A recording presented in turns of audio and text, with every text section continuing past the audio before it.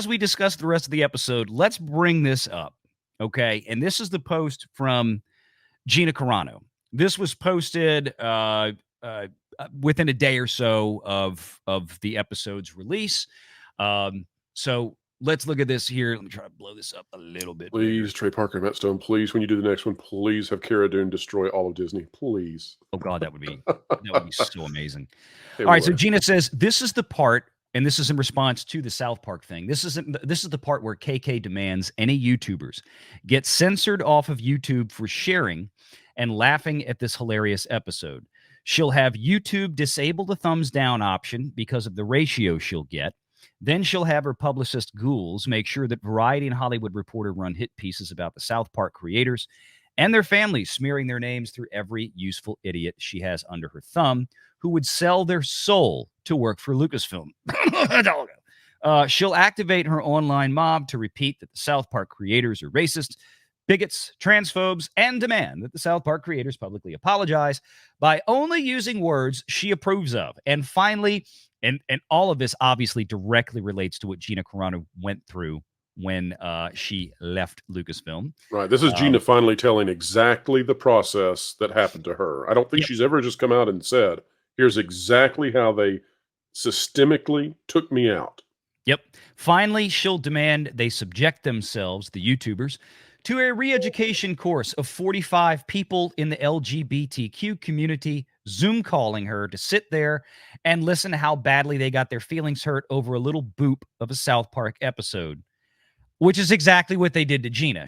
They walked her into a room and, just made her sit there and listen. She talked about some of that in that interview with, Daily Wire, when she did that interview with Ben Shapiro. But I mean, we've never heard. I don't think she's ever told that, in her opinion, and this seems to be the way that she feels things went down against her. We've never heard, I don't think, about a direct. This is the first time she's ever mentioned Kathleen Kennedy or anybody by name. With publicist Ghouls and people wanting to work for Lucasfilm, being willing to do all this. Yeah, all this is impressive. She has embellished what she had said before, basically. Yes. Now and this is what I was saying before about Kathy's name finally being put out there by somebody else, right? Mm-hmm. It's finally out there. Like, it opens the door open. Yeah, right. Exactly. It kicked the door open to where now she can. Okay, game on. Now it's out there in the public ether. Yep. And look, especially right now, while you've got Disney, which is a very, very wounded animal. Normally you'd think of saying, be very cautious around a wounded animal. And certainly Disney has its reputation of being, let's just say, rather litigious, right? But at the same time, I don't think Disney's in a position where they don't want to call any more attention to this. Remember a few weeks ago when Bob Iger did the private meeting with the 120 investors, and we got the report from Laura Martin over at Needham. And one of the first things she detailed in the report was Bob Iger saying, what? We want to quiet the noise. There's a whole hell of a lot of noise from South Park. They would love to make this get quiet. And honestly, if I'm Disney right now, if I'm advising them, if I'm doing their PR, my advice to them is to shut up. Well, they got rid of the bandits. They got rid of those stinky, dirty hippie bandits on the same day South Park came out. Yeah, we're going to talk about that as well.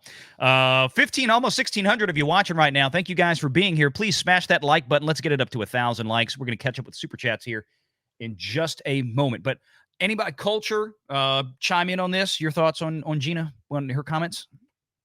I think she kind of said it all. I don't know that there's much I could add. The fact that she's willing to publicly talk explicitly about it really does say something. I mean, it does show a certain amount of vulnerability that everybody is now seeing within the company. I think the company's not been weaker in my lifetime. The only time it's been close was, both times they basically drummed the leadership out of place. I mean, to get Eisner in and then to get Eisner out took, a universal Herculean effort by family members. That's not there anymore. So I think this shift is a shift of the tide turning, and I think that her comments reflect that. At least that's my opinion. Indeed, Mike. I think this is incredibly embarrassing. I would love to be a fly on the wall at Lucasfilm. I've got a buddy that works in Burbank who pinged me on Friday and asked me if I had seen the show, which I hadn't yet. I didn't see it Thursday night. And oh, my camera's off. I didn't even realize my camera went off. That's all right, because you're not a YouTuber. I mean, you don't need it. Oh, that's right. I don't have a. That's right. You're right. But I like you when you're on camera better, though. Oh shit! What? I can't win that game. No, Anyway, he works in Burbank, and he said that there were people going around the office, kind of saying, "Did you see how awful was that? Did you see that?" Now I hadn't seen the show yet, so I didn't know anything. And so this is him calling me on Friday. And I'm like, well, what do people think? And he's like, oh my God. He's like, there's people running around. He says, but privately, we're laughing our asses off. But this was in Burbank. This guy works in Burbank. He works in finance and accounting.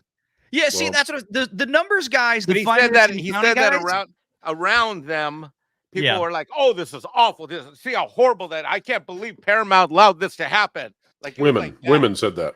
But Valiant and I, we can't talk about it at all, other than say this very simple thing. Yeah, we're not going to say anything about it other than this. I'll let you handle that one.